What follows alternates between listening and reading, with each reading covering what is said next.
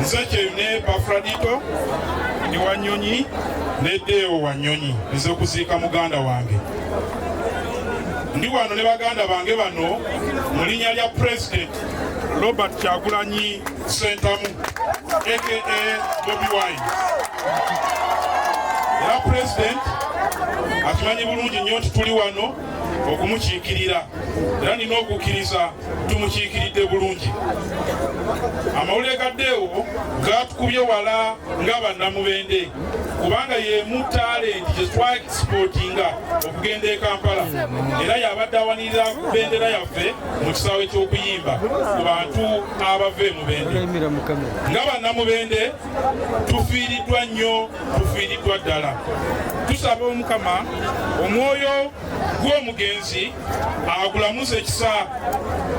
Ndi mukristaayo naye nzisa ekitiibwa mu nzikiriza yaddeewo gye nsanze wano era tumusabira nti gy'agenze yonna Mungu omwoyo gwe agulamuze ekisa kyekisinga obukulu. N'abaana bano tubasabira, kimanyi embeera gye basigaddemu si nnungi naye tujagezaako ng'abantu tulabe nti tuyambako. Mukulu Selekita Magi abutunyugunya tugenda batuuliziganya.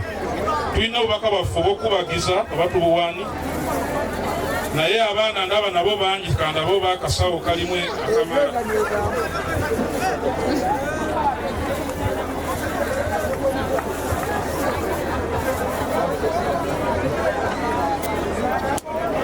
Ine Mitwalo 10 giyambeko bamulekwa mu linnya lya President Bobi Wine. Omukama Katonda amulamuze kisa. Ebanyongeddeko ebiri giweze 12. Honorable Katongole kansala w'abavubuka West Division ono ye mukulu Kasibwe Ronald ateekateeka okuvuganya bwa meeya wa South Division Mubende Municipality. Omukama Katonda abatukumire. Tweyanze nnyo, tweyanzege.